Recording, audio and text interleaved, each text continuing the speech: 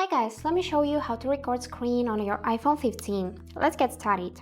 And firstly, we can find this feature by swiping down from the upper right corner to trigger the control center. But if you cannot find it here, then we need to add it in the settings. So let's open settings, find the control center tab, and here in more controls, we need to find the screen recording. Here it is. I'm gonna tap the plus. And now it should appear in the control center.